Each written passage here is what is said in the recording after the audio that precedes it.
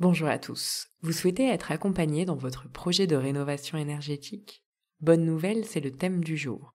À mes côtés, Simon Corteville, responsable rénovation énergétique et politique sociale au sein de l'ANA, l'Agence nationale de l'habitat.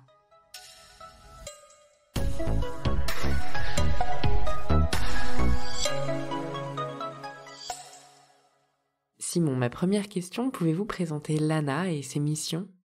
L'Agence nationale de l'habitat est donc une agence qui a 50 ans, enfin 51 ans maintenant, et qui est une agence qui va aider les ménages à financer leurs projets pour améliorer leur habitat. Alors, ça fait 50 ans, en 50 ans on a eu beaucoup de défis et on aide finalement plein de types de travaux. Alors ça peut être des travaux de rénovation énergétique, et je crois que c'est un peu l'objet de notre échange, mais ce qui est utile de savoir, c'est qu'il peut y avoir d'autres types de travaux pour adapter son logement face au vieillissement ou au handicap par exemple, ou pour de l'amélioration de logement, parce que le logement est dégradé, a besoin, on va dire, de travaux assez lourds sur un logement ancien par exemple, très ancien, très dégradé, ou voilà, selon les situations et les typologies de logement. Donc voilà, donc c'est vraiment une agence qui aide le propriétaire à faire ses travaux. Parfait, et dans le cadre justement d'une rénovation énergétique, quelles sont les aides que vous proposez? Alors, dans le cadre des aides à la rénovation énergétique, un nom à retenir, MaPrimeRénov'. Un nom, parce que MaPrimeRénov' est maintenant l'aide de l'État, donc distribuée par l'ANA, mais c'est vraiment une aide publique de l'État pour les travaux de rénovation énergétique. Et quand je dis un nom à retenir, c'est MaPrimeRénov', mais MaPrimeRénov' va s'adapter finalement, quelle que soit sa situation. On habite en copropriété, c'est MaPrimeRénov' qui peut aider ma copropriété.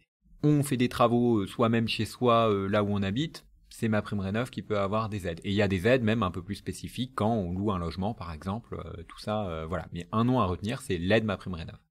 Très bien, et qui y a le droit? Est-ce qu'il y a des conditions d'éligibilité pour obtenir cette aide? Ce que j'évoquais, c'est que c'est une aide vraiment pour un propriétaire qui fait des travaux dans son logement. Après, une fois qu'on a dit ça, tous les propriétaires vont y avoir droit. Depuis l'année dernière, depuis 2021, on est sur une aide qui va pouvoir aider les propriétaires, quelles que soient leurs ressources, et également des propriétaires, alors quand ils habitent leur logement, on appelle un propriétaire qui occupe son logement, ou quand ils louent son logement, donc c'est ce qu'on appelle un propriétaire bailleur qui met son logement en bail. Et par ailleurs, c'est aussi des financements en termes d'éligibilité pour des copropriétés qui vont faire des travaux. Donc voilà, l'aide aide tous les propriétaires pour des travaux de rénovation énergétique et donc tout un tas de travaux différents qu'on peut réaliser et qui peuvent être aidés. Parfait, mais concernant les travaux, est-ce que tous les travaux sont pris en compte?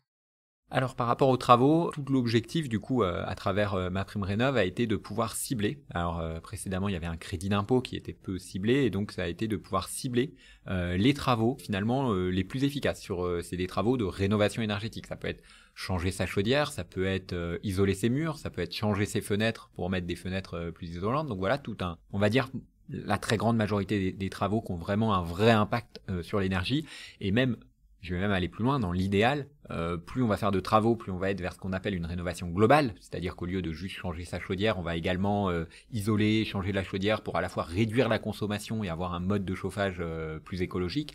C'est là qu'on va pouvoir avoir les aides les plus importantes parce qu'on est sur de la rénovation globale. Et peut-être un petit point à préciser également, c'est qu'on va aider ces travaux, mais on va aider aussi différemment les différents ménages pour pouvoir aider davantage les ménages qui ont le moins de ressources, parce qu'on sait que réaliser des travaux, finalement, c'est un coût. Il y a cet objectif. C'est très vertueux d'aller dans de la rénovation énergétique, mais encore faut-il pouvoir financer les travaux. Et donc, l'optique également qui a été mise a été de pouvoir aider davantage les ménages qui ont le moins de ressources pour justement qu'ils puissent passer à l'acte, aller sur des travaux. Et donc, voilà, ces ménages vont être plus aidés avec plus de gestes de travaux aussi que pour un ménage qui a des ressources supérieures auxquelles vraiment là on va inciter à aller sur les travaux les plus lourds. Donc voilà, donc un impact également pour pouvoir aider les ménages aux ressources les plus modestes.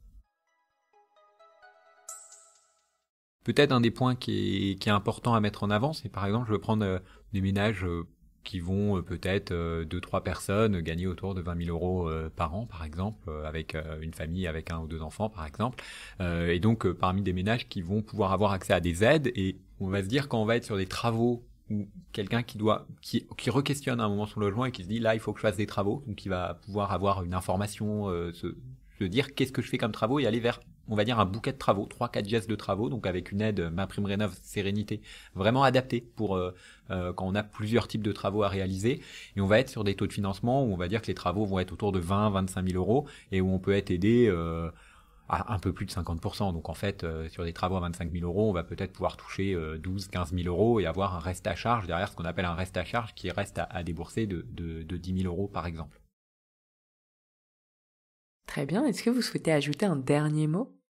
Oui, tout à fait. Alors là, on est revenu assez rapidement sur les aides, etc. Mais chaque projet de travaux est différent, chaque logement est différent, chaque logement a des besoins de travaux spécifiques. Et donc, vraiment, un des points sur lequel on souhaite insister toujours, c'est l'information.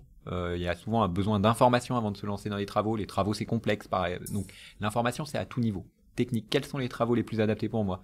Financier, quelles sont les aides auxquelles j'ai le droit, comment j'ai accès à cette aide, comment est-ce que je monte mon dossier administratif. Donc c'est vraiment tout ce sujet de l'information est important, et grâce à France Rénov', donc qui a été mis en place en ce début d'année, france-rénov.gouv.fr, on peut avoir accès à une information avec des guichets au plus près de chez soi sur tout le territoire. Il y a un guichet où on peut prendre un rendez-vous, avoir un rendez-vous avec un conseiller qui va pouvoir répondre à toutes les questions et donner tous les bons conseils. Comment je trouve une entreprise, faire plusieurs devis pour vraiment comparer les offres, quels sont les travaux les plus adaptés à ma situation, etc. Donc vraiment, le point le plus important presque que j'aurais envie de dire, c'est que toutes les personnes qui sont intéressées pour les travaux, il y a ce service public neutre, gratuit, j'ai oublié de le préciser, mais le fait que ce soit gratuit est quand même et neutre, une information neutre est un gage finalement de la qualité de cette information. Et donc rendez-vous sur france-rénov.gouv.fr pour avoir accès à un conseiller près de chez soi. Merci beaucoup Simon d'avoir répondu à nos questions. Si vous avez aimé cet épisode, n'hésitez surtout pas à le partager autour de vous. C'était l'immobilier décrypté par Se Loger.